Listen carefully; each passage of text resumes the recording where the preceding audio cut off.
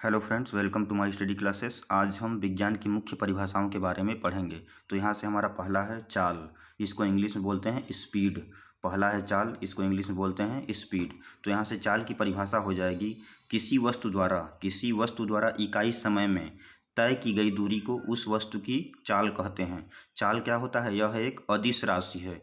चाल क्या है? एक अदिश राशि है।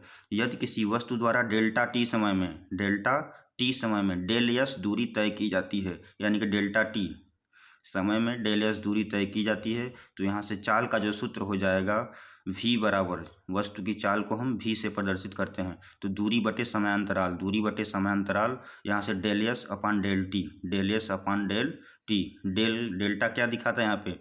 दूरी में परिवर्तन, और डेल्टा यहाँ पे समय में परिवर्तन। तो यहाँ से चाल का जो मात्रक हो जाएगा मीटर प्रति सेकंड। चाल का मात्रक होता है मीटर प्रति सेकंड। नेक्स्ट है हमारा वेग, इसको इंग्लिश में बोलते हैं वेलोसिटी।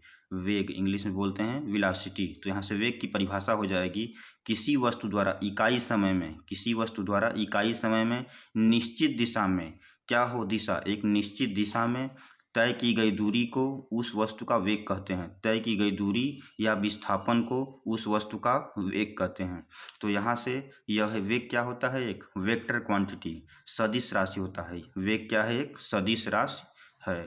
यहाँ से यदि किसी वस्तु द्वारा डेल्टा टी समय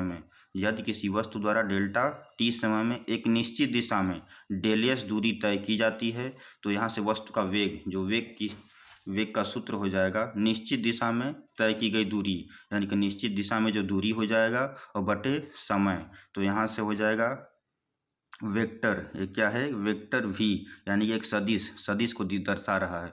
तो v बराबर del S upon del T. यहाँ से इसका सूत्र हो जाएगा वेग का del S upon del T. वेग का जो मात्रक होता है मीटर प्रति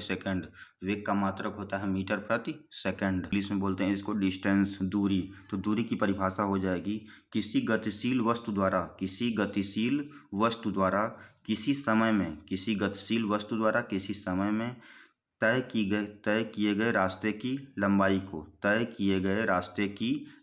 को उस वस्तु द्वारा चली गई दूरी कहते हैं। किसी गतिशील वस्तु द्वारा किसी समय में तय किए गए रास्ते की लंबाई को उस वस्तु द्वारा चली गई दूरी कहते हैं। दूरी क्या है? हमारा एक अदिश राशि है। दूरी एक अदिश राशि है, स्केलर क्वांटिटी। यहाँ से नेक्स्ट है हमारा विस्थापन, डिस्प्लेसमेंट। तो यहाँ से विस्थापन की परिभाषा हो जाएगी किसी वस्तु की प्रारंभिक तथा अंतिम स्थितियों के बीच की दूरी को उस वस्तु का विस्थापन कहते हैं।